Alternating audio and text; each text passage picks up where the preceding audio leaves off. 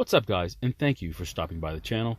Today's project is this weed eater trimmer, and the problem is it's been in storage for a long time and now it won't start. Let's take a good look at it and see if we can find out what's wrong with it, and hopefully we can fix it.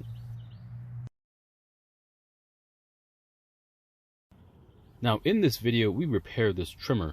However, it may not be the exact repair that you need to make to yours. We'll explore other situations later in the video. So the sun faded trimmer is here just in case we need some spare parts. In a previous video we found out the faded trimmer wasn't worth repairing, so it's going to be used for parts now. So we're going to take the primer bulb and the diaphragm from the parts trimmer and also the entire fuel tank. I don't want to swap the carbs because there was a lot of water damage on the parts trimmer. But first we need to make sure that the trimmer we're working on still runs. We're going to put some fuel into the carburetor throat and try starting it.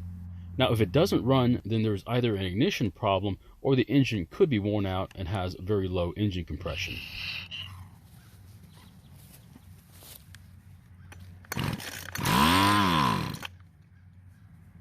Well, luckily it runs and it sounds pretty good. Let's take the carburetor off and service it now. One of the reasons why we're swapping fuel tanks is because the tank is missing the fuel filter and both lines, and instead of running new lines, it's just easier to swap tanks.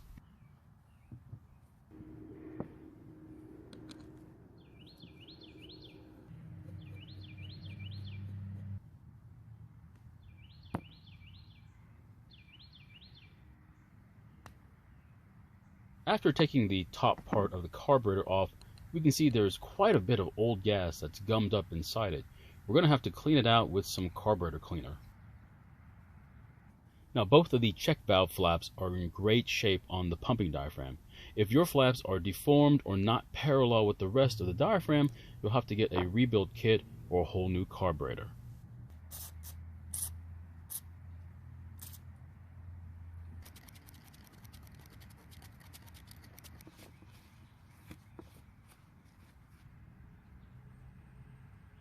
And once this side of the carburetor is clean, let's remove the bottom plate and look at the metering diaphragm. And just as expected, the metering diaphragm is beginning to get a little stiff and is going to need to be replaced.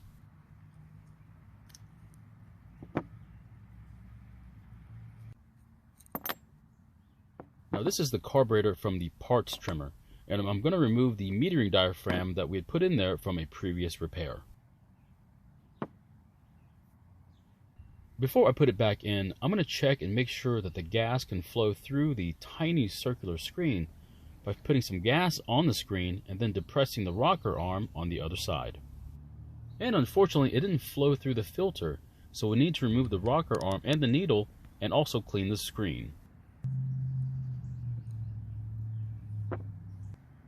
Now this part is very dangerous because the easiest thing to do is to lose the spring. If you lose the spring and can't find it, well, you might as well buy a new carburetor.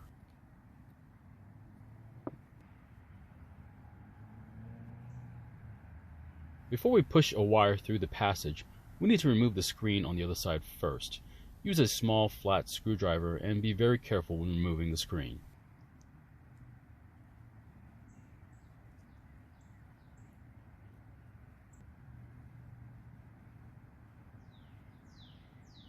Well, it looks like the passage is already clear, so the problem wasn't that, but the screen.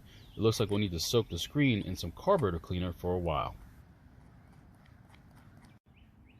And after letting the screen soak for several minutes, let's reinstall the screen and do the same test like we did before, after putting the needle and the rocker arm back in, of course.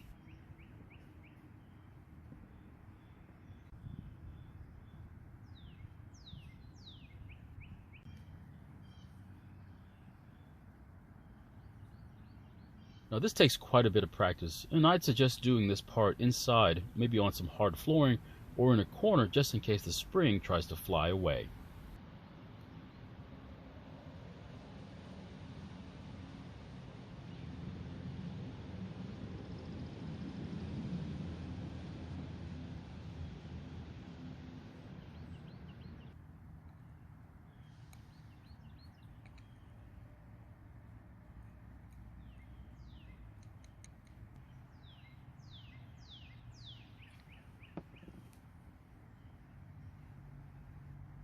And luckily for us, the fuel passed through the screen like it's supposed to, which means we can now install the new primer bulb on this carburetor and then put everything back together.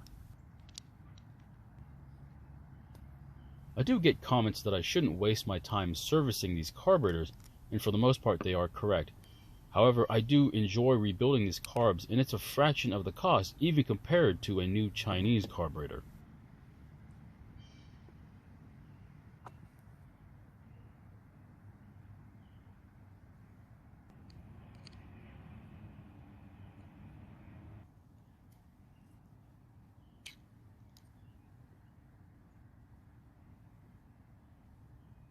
Now it's time to swap the fuel tanks, and what we need to do is remove the back engine cover as the tank is attached to it.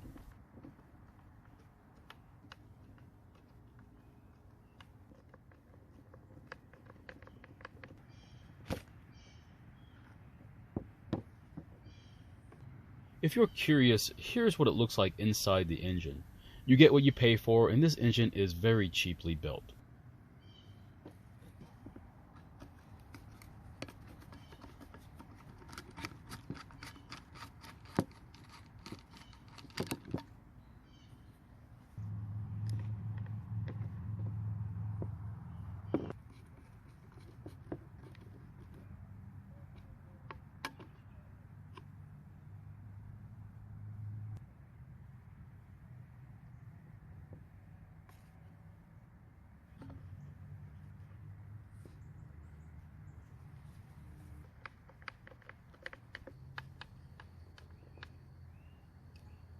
And once the tanks are swapped, replace the rear engine cover back on the engine, and then reinstall the carburetor.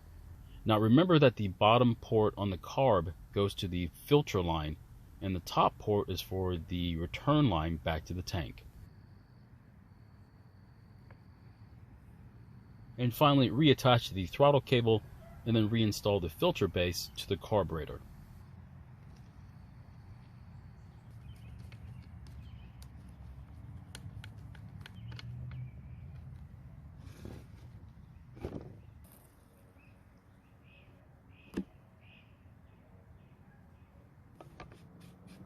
Now, before trying to pull start it, make sure that the primer bulb fills up with fuel. If yours doesn't, you might have done something wrong while putting the carburetor back together.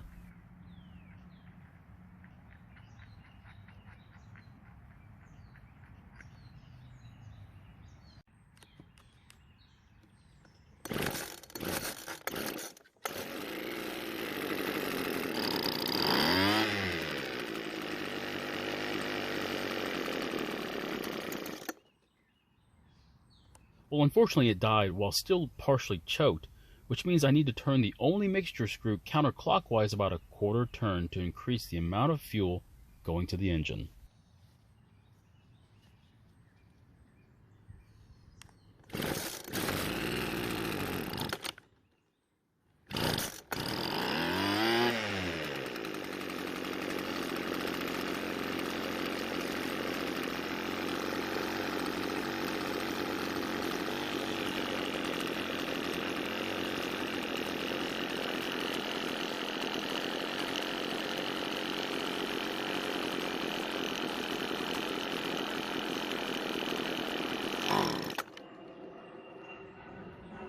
Well, we got it to run in the off choke position this time, but it died when I squeezed the trigger.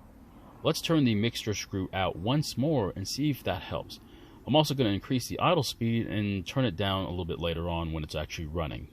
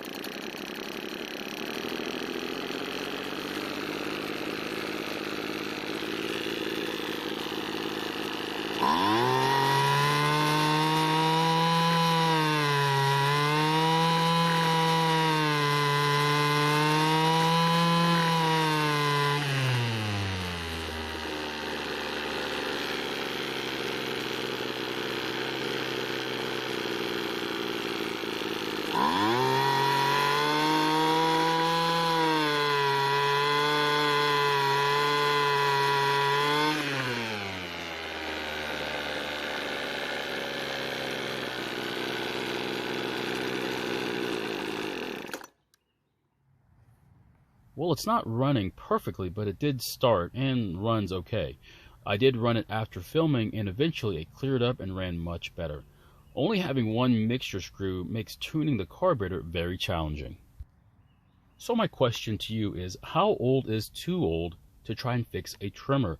Is a 5-year-old trimmer just like a 20-year-old car and not worth fixing? I'm really interested in your opinion. Thank you for watching. I really appreciate your time. Please feel free to ask any questions, and I hope to see you in my next video.